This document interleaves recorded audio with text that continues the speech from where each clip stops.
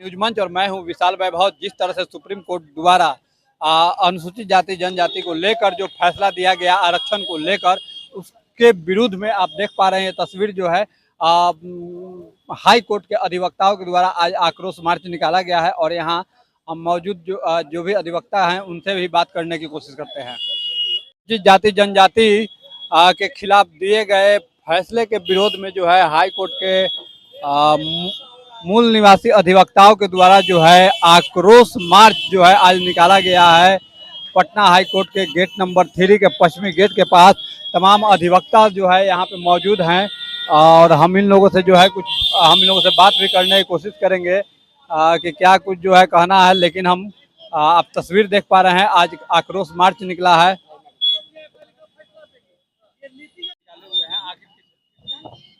आप लोग को मालूम है कि सुप्रीम कोर्ट का जो जजमेंट आया है अनुसूचित जाति और जनजाति का जो क्रिमिनल लगाया है, उसके विरोध में पटना उच्च न्यायालय के अधिवक्ता लोगों का विरोध मार्च है। यही है। तो क्या कुछ लग रहा है कि जिस तरह से आप लोग आंदोलन कर रहे हैं आज, तो इसका क्या कुछ परिणाम निकल के आ सकता है? परिणाम सुप्रीम कोर्ट को इस जजमेंट को वापस लेना होगा और ये जो मैटर सुप्रीम कोर्ट ने किया है, सुप्रीम कोर्ट को ये पावर नहीं है करने का। 341, 342 जो भारत का संविधान में वर्णित है, इनको परमिट नहीं करता है किस तरह का वो निर्णय दे। लेकिन जीतनराम मांझी जो है समर्थन, अरे जीतनराम मांझी अपने पोस्टल विभाग में नौकरी करते थे, उनके भाई साहब दरोगा थे, उनकी जो बेटा संतोष सुमन जी है प्रोफेसर है, उनकी पतोह सरकारी शिक्षिका है, बेटी दामाद और टिकट देना बात होता है तो समधिन को देंगे, दामाद को देंगे। अरे दूसर मुसहर को देते ना भाई।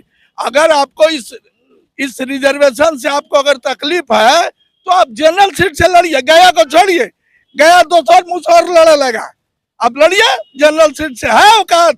जीतनराम मांझी को बोले थे ब्राह्मणों के खिलाफ, दूसरे दिन जाके पैर छू के प्रणाम किए, अपने घर पर ब्राह्मणों का भोज किए। जीतनराम मांझी अपने बात पर रहते हैं क्या?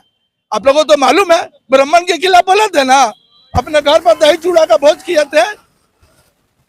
इसलिए जीतनराम मांझी के बात को गंभीरता से लेने की जरूरत नहीं है। ये बहुजन के आंदोलन है और बहुजन का आंदोलन 21 अगस्त को संपूर्ण बिहार बंद रहेगा, संपूर्ण भारत बंद रहेगा। एक बात हम कहना चाहते हैं कि अगर शेड्यूल कास्ट शेड्यूल ट्राइब जो सबसे गरीबतम तबका है भारत में, उसको जब ये सुप्रीम कोर्ट के चीफ जस्टिस और 7 जज मिलकर के बांट रहे हैं, तो सबसे पहले हम लोग मांग करते हैं कि सुप्रीम कोर्ट में जितना भी 34 जज हैं, तो सबसे पहले एक सर्वे हो कि उसमें कौन किनके दादा परदादा पोता बाप और उनके जज थे।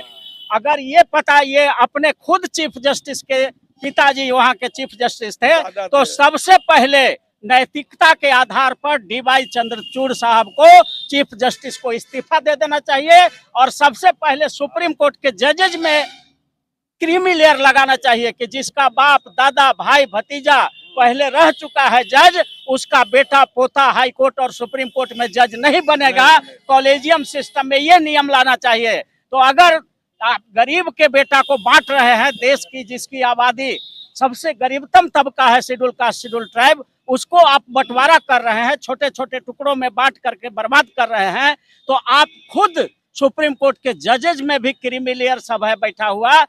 वहाँ एक भी 250 से 300 परिवार है जो भारत के देश के पूरे हाई कोर्ट और सुप्रीम कोर्ट में जज बन के बैठा हुआ है। तो हम लोग मांग करते हैं, पार्लियामेंट से मांग करते हैं कि 30 सांसदों का एक पार्लियामेंट्री कमेटी बनाइए और ये सुप्रीम कोर्ट हाई कोर्ट का जो जज का सर्वे करिए कि कौन किसका बेटा है पोता है, और जो भी जिसका बाप दादा बन चुका है उन सब न्यायाधीशों को महाभियोग चला के क्रीमी लेयर के आधार पर पहले हटाए, उसके बाद SC ST में क्रीमी लेयर लागू करें। अरुण कुशवाहा, संविधान विशेषज्ञ, advocate, Patna high court and supreme court of India. मेरा मोबाइल नंबर है 9431002499। Thank you very much. इसमें जो गरीब तबका का आदमी है, जो वकालत में आए हैं, जिनका कोई मतलब ये नहीं है, उनके कोई बैक उनका नहीं है, और वो आए हैं गरीब परिवार से, उनको क्यों नहीं जज ही बनाते हैं?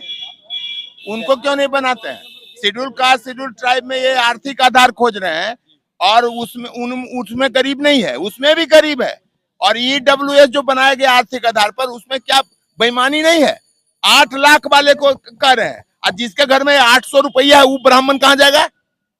जो ऑटो चला रहा है उसका बेटा वकील बना है और वो सवर्ण जाति का है, उसका क्या हुआ? कभी देखे, नाम सुने? गरीब का जो ऊंची जाति के लोग हैं उसमें भी जो गरीब तबका से, एकदम बिल्कुल गरीब तबका से वकालत पढ़ के आए हैं, कभी सुने नाम उसका भेजा गया? कभी कोई पूछने वाला है उसका? ये सब ड्रामा है और ये जाति विभेद फैला करके और ये अपना रोटी सेकना है। और मुट्ठी भर लोग, 300 परिवार ही बन रहा है जज। बताइए तो आप, ये कहाँ का नियम है? कौन आरक्षण है भाई? कहाँ का आरक्षण है? ये घोषित आरक्षण है कि क्या है? 300 परिवार बनते आ रहा है। आप एक सिस्टम ले आए, कॉलेजियम सिस्टम। यहाँ तक कि दुनिया के किसी भी देश में ऐसा जजमेंट मिलेगा जो लिखा गया था, जो आपको इसमें NJSC एक्ट जो बनाया गया, तो उसमें क्या फैसला आया? कहा, सुप्रीम कोर्ट ने कहा है कि yes, I agree, collegium system is also unconstitutional, but NJSC इज मोर अनकॉन्स्टिट्यूशनल। अनकॉन्स्टिट्यूशनल भी मोर होता है और लेस होता है। ये इस तरह का सेंटेंस आप सुन सकते हैं? दुनिया के किसी अदालत में किसी जज ने कहा होगा अनकॉन्स्टिट्यूशनल मीन अनकॉन्स्टिट्यूशनल? तो मोर अनकॉन्स्टिट्यूशनल और लेस अनकॉन्स्टिट्यूशनल। अपना परिचय दे दीजिए, है? अपना परिचय दे दीजिए। मैं ये हम लोग दलित समाज से आते हैं, हम लोग बैकवर्ड समाज से आते हैं, बहुजन समाज के हैं, प्रेम कुमार पासवान जी के साथ हैं। कहेंगे आज आप जो है आक्रोश तो देखिए, सबसे पहली बात तो है कि आज का जो हम लोग का प्रोटेस्ट है, पटना हाई कोर्ट के माध्यम से जो आज हम लोग प्रोटेस्ट निकाले हैं, हम लोग ये आज दिखाने आए हैं कि पटना हाई कोर्ट से शुरुआत हुई है, अधिवक्ताओं की टोली से आज आंदोलन की शुरुआत हुई है, आक्रोश मार्च की शुरुआत हुई है। और मैं बता देना चाहता हूं कि बुद्धिजीवियों की टोली है, विद्वानों की टोली है। जिस तरह से सुप्रीम कोर्ट के द्वारा एक सिस्टम लागू किया गया है, लोगों को बांटने का काम किया जा रहा है, वर्गीकरण करने का, जो विभेद करने का काम किया जा रहा है, आज पूरे दलित समाज के लोग, अनुसूचित जाति के लोग, बहुजन समाज के लोग में जिस है वर्गीकरण करने का, क्रीमी लेयर लाने का, क्रीमी लेयर और कोटा के अंदर कोटा निर्धारित हो, जबकि बाबा साहब ने संविधान में जो प्रोविजन लाया था उसका आधार है सामाजिक और शैक्षणिक, क्रीमी और आर्थिक कहीं भी नहीं है। तो ये SC को बांटने के काम सुप्रीम कोर्ट के माध्यम से होता है। ये विषय जो है ये आपको पार्लियामेंट का है, केंद्र सरकार का है, नहीं इसमें न्यायपालिका का दखलंदाजी नहीं करनी है। न्यायपालिका इतने ही अनुसूचित जाति के गरीब तबके के जो पीछे छूट गए उनके हित चिंतक हैं, तो उसमें पढ़े लिखे भी वकील हैं, नट समाज से, मुसर समाज से। तो हाई कोर्ट और सुप्रीम कोर्ट में लिखित परीक्षा के आधार पर, इंटरव्यू पर नहीं होता, जज नहीं बनाए जाते हैं।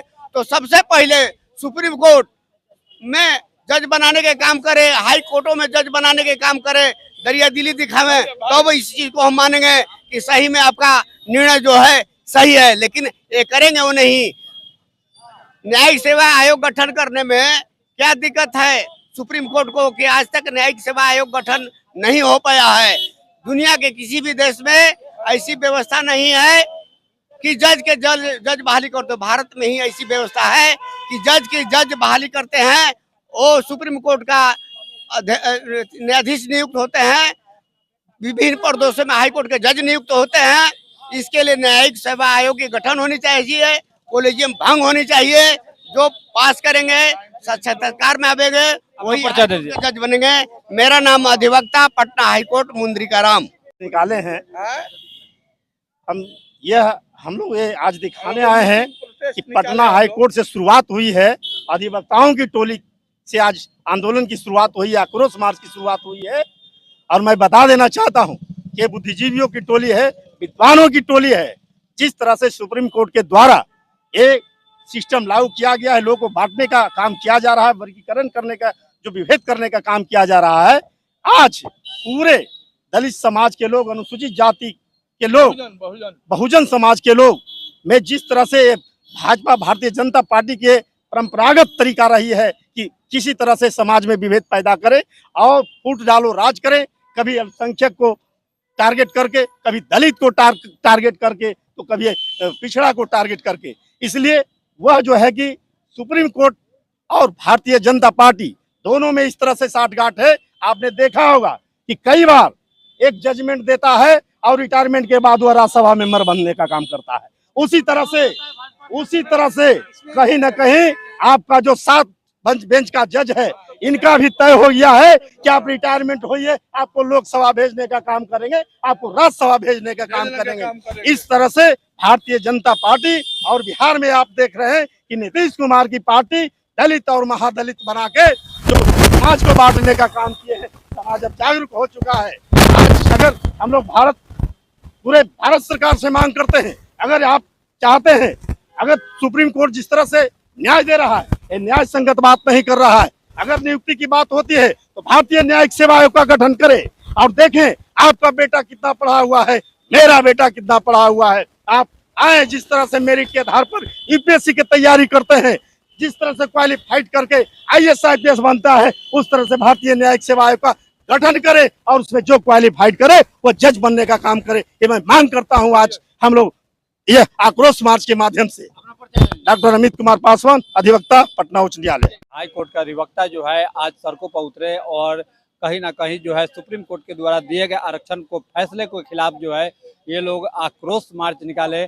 और देखना है कि आज के इस आक्रोश मार्च के बाद क्या कुछ जो है परिवर्तन नजर आता है। बने रहिए न्यूज मंच के साथ। न्यूज मंच के लिए नीरज कुमार के साथ विशाल वैभव, पटना।